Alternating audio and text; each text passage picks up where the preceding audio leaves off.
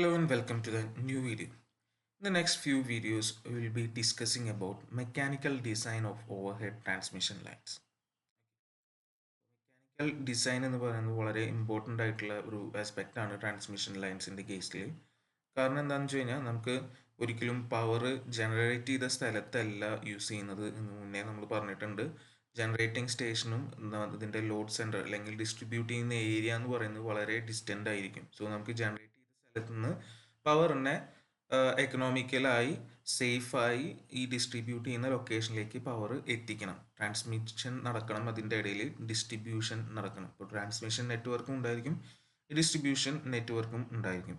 അപ്പോൾ ഇവിടെ ഇത് ചെയ്യുമ്പോൾ നമുക്ക് എന്തൊക്കെ കാര്യങ്ങളാണ് ശ്രദ്ധിക്കേണ്ടത്? അപ്പോൾ അതിൽ തന്നെ ശരിക്കും പറഞ്ഞു കഴിഞ്ഞാൽ നമുക്ക് electrical power transmission and distribution can be done either by using underground cables or by overhead lines. Okay, so underground cables ആയിരിക്കാം ഉപയോഗിക്കുന്നത്, അല്ലെങ്കിൽ overhead lines ആയിരിക്കും ഉപയോഗിക്കുക.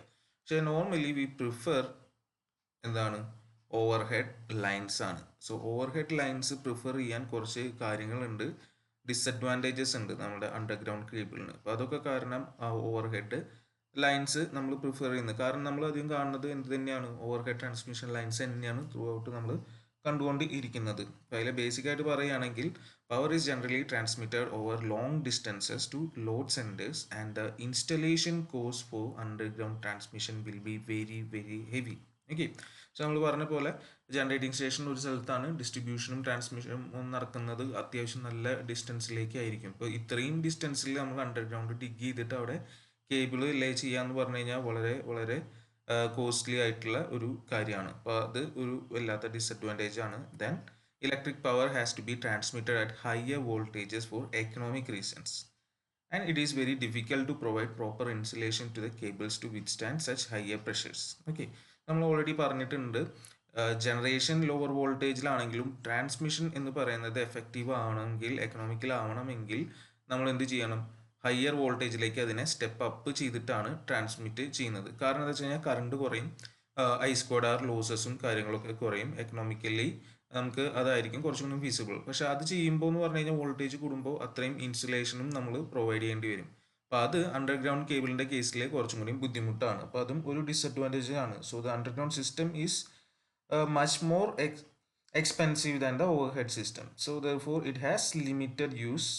It has use. അപ്പോൾ ഇനി യൂസ് ഇല്ല എന്ന് പറയാൻ പറ്റില്ല. It has limited use for distribution in congested areas where safety and good appearance are the main consideration. So ചില കൺജസ്റ്റഡ് ഏരിയാസിലൊക്കെ നമുക്ക് ഓവർ ഹെഡ് എടുക്കാൻ പറ്റില്ല എന്നുള്ള കേസുകളൊക്കെ വരുമ്പോൾ, പിന്നെ വാട്ടർ ബോഡീസ് അങ്ങനത്തെ ഒക്കെ പല കേസുകളിലൊക്കെ വരുമ്പോൾ നമുക്ക് എന്ത് യൂസ് ചെയ്യേണ്ടി വരും, അണ്ടർഗ്രൗണ്ട് കേബിൾസ് യൂസ് ചെയ്യേണ്ടി വരും. അല്ലെങ്കിൽ നമ്മൾ നോർമലി പ്രിഫർ ചെയ്യുന്നത് എന്ത് തന്നെയാണ്, ഓവർ ഹെഡ് സിസ്റ്റം തന്നെയാണ്. ഇപ്പോൾ ഇവിടുന്ന് അങ്ങോട്ട് പറയുന്നതിൽ നമ്മൾ മെയിൻലി ഫോക്കസ് ചെയ്യുന്നത് ഓവർ ഹെഡിൻ്റെ കേസിലാണ്. Mechanical design of over head lines ആണ് നമ്മളിവിടെ ഫോക്കസ് ചെയ്യുന്നത്. ഓക്കെ, അപ്പോൾ ഇതിൽ വരുന്ന മെയിൻ കോമ്പണൻസ് എന്തൊക്കെയായിരിക്കും ഈ ഓവർ ഹെഡ് ലൈൻസിൽ എന്ന് ആണ് നമ്മൾ മെയിനായിട്ട് ഫോക്കസ് ചെയ്യുന്നത്. ഓക്കെ, അപ്പോൾ അതിലും എന്താണെന്ന് വെച്ച് കഴിഞ്ഞാൽ ഒരു ഓവർ ഹെഡ് ലൈൻ വരുന്ന സമയത്ത് അത് ഒരുപാട് എക്സ്ട്രീം എന്താ അറ്റ്മോസ്ഫിയറിക് കണ്ടീഷൻസ്, വെതർ കണ്ടീഷൻസിനെ അത് എന്താവുന്നുണ്ട്, അതിൻ്റെ ഇൻഫ്ലുവൻസ് അവിടെ വരുന്നുണ്ട്. അപ്പോൾ അതുകൊണ്ട് തന്നെ പ്രോപ്പറായിട്ടുള്ള mechanical factors of safety in order to ensure the continuous operation of line should be there. അപ്പോൾ നമ്മളത് സെലക്ട് ചെയ്യുന്ന സമയത്ത് അതിനുള്ള മെറ്റീരിയൽസും അതിനുള്ള കാര്യങ്ങളും സെലക്ട് ചെയ്യുന്ന സമയത്ത് ഏറ്റവും ഇമ്പോർട്ടൻസ് കൊടുക്കേണ്ടത് ആണ്. കാരണം എന്താണെന്ന് വെച്ച് കഴിഞ്ഞാൽ അറ്റ്മോസ്ഫിയറിലത്തെ എല്ലാ കണ്ടീഷൻസും, ഏറ്റവും വേഴ്സ്റ്റ് ആയിട്ടുള്ള അറ്റ്മോസ്ഫിയർ കണ്ടീഷൻസിന് വേണ്ടിയിട്ട് വേണം നമ്മളത് ഡിസൈൻ ചെയ്യേണ്ടി വരിക, മെക്കാനിക്കൽ കാര്യങ്ങൾ. ഓക്കെ, അപ്പോൾ അതിൻ്റെ strength of the line should be such that so as to provide the withstand the worst probable weather conditions. Okay, അപ്പോൾ അതാണ് നമ്മളിവിടെ മെയിനായിട്ട് ഫോക്കസ് ചെയ്യുന്നത്.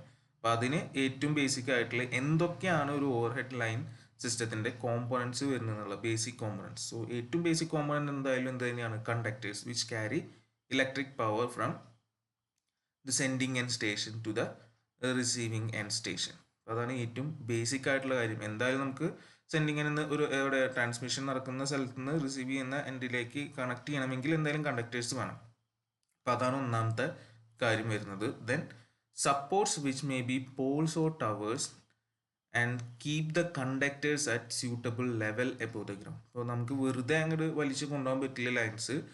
സേഫ്റ്റിയും കുറേ കാര്യങ്ങളൊക്കെ നോക്കി നമുക്ക് ഗ്രൗണ്ട് ലെവലിൽ നിന്നും കുറച്ച് ഹൈറ്റിലാണ് നമുക്ക് കൊണ്ടുപോകേണ്ടി വരിക. അപ്പോൾ അതിന് വേണ്ടിയിട്ട് നമുക്ക് സപ്പോർട്ട്സ് വേണ്ടി വരാം. ഓക്കെ, സോ സപ്പോർട്ട്സ് വേണ്ടി വരും. ഇപ്പോൾ അതാണ് ഇവിടെ ഈ കാണുന്നതിൽ എക്സാമ്പിൾ ഒരു ടവറൊക്കെയാണ് കാണിച്ചിട്ടുള്ളത്. ഇതാണ് നമ്മളുടെ കണ്ടക്ടേഴ്സ് വലിച്ച് പോയിക്കൊണ്ടിരിക്കുന്നത്. അപ്പോൾ ഗ്രൗണ്ട് ലെവലിനും അത്യാവശ്യം ക്ലിയറൻസ് വെച്ചിട്ടുള്ള രീതിയിലാണ് ടവേഴ്സ് അവിടെ ഡിസൈൻ ചെയ്ത് പ്രോപ്പറായിട്ട് നമ്മൾ കൊണ്ടുപോകുന്നുണ്ടാവുക. എല്ലാ കേസിലും ടവേഴ്സ് ആവണമെന്നൊന്നുമില്ല, ചിലപ്പോൾ പോൾസ് ആയിരിക്കാം. ഓക്കെ, ഇപ്പോൾ ഈ കേസിൽ ടവർ ആണെന്ന് മാത്രം. Then insulators. സോ നമ്മളിതൊരു ടവറിൻ്റെ മുകളിൽ കണക്ട് ചെയ്ത് കഴിഞ്ഞ് കഴിഞ്ഞാൽ കണക്ട് ചെയ്യുമ്പോൾ ഈ ടവർ ചിലപ്പോൾ കണ്ടക്റ്റിംഗ് ആയിരിക്കാം, നമ്മുടെ കണ്ടക്ടർ അതായത് കണ്ടക്ട് ചെയ്യാവുന്ന ഒരു എലമെൻ്റ് ആയിരിക്കാം, മെറ്റൽ ആയിരിക്കാം. പിന്നെ നമ്മളുടെ കണ്ടക്ടേഴ്സിൽ കൂടെ എന്തായാലും കേബിൾസിൽ കൂടെ എന്തായാലും എന്ത് പോകുന്നുണ്ട്, കറണ്ട് പോകുന്നുണ്ട്. അപ്പോൾ the insulators which are attach to the supports and insulate the conductors from ground. അപ്പോൾ ഇവിടെ എന്താ വെച്ച് കഴിഞ്ഞാൽ ഈ ഇൻസുലേറ്റേഴ്സ്, ഈ കാണുന്ന കാര്യങ്ങളാണ് ഇൻസുലേറ്റേഴ്സ്. ഇതുവഴിയാണ് നമ്മളിവിടെ കണ്ടക്ടറിൻ്റെ ഒരു കണക്ഷൻ വരുന്നത്. ഇവിടെയും ഇതൊക്കെ ഇൻസുലേറ്റേഴ്സ് ആണ്. അപ്പോൾ ഇതില്ലെങ്കിൽ എന്ത് സംഭവിക്കുകയെന്ന് വെച്ച് കഴിഞ്ഞാൽ നമ്മളുടെ വയേഴ്സിൽ കൂടെ അല്ലെങ്കിൽ കേബിൾസിൽ കൂടെ പോകുന്ന കറണ്ട് ചിലപ്പോൾ ഈ മെറ്റാലിക് ബോഡി വഴി ഗ്രൗണ്ടിലേക്ക്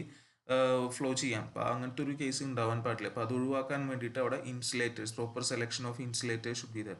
ഇൻസുലേറ്റേഴ്സ് ഒരു ഇമ്പോർട്ടൻ്റ് ആയിട്ടുള്ള ഫാക്ടറാണ്. Then cross arms which provide support to the insulators. So cross arms എന്ന് പറയുന്നത് ഈ കാണുന്ന സ്ട്രക്ചേഴ്സ് ആണ്. ക്രോസ് ആംസ് ഇൻസുലേറ്റേഴ്സിനെ സപ്പോർട്ട് ചെയ്യുന്നത് ക്രോസ് ആംസിൻ്റെ മുകളിലാണ്. പിന്നെ ഇതിന് അത്യാവശ്യം പ്രോപ്പർ ആയിട്ടുള്ള സ്പേസിങ്, കണ്ടക്ടേഴ്സ് തമ്മിൽ സ്പേസിംഗ് ഒക്കെ പ്രൊവൈഡ് ചെയ്യണമെങ്കിൽ സൂട്ടബിൾ ലെങ്ത്തിലുള്ള അതായത് വിഡ്ത്തിലുള്ള എന്തെടുക്കണം, നമ്മൾ ക്രോസ് ആംസ് ചൂസ് ചെയ്യേണ്ടി വരും. അപ്പോൾ അതും വേറെ.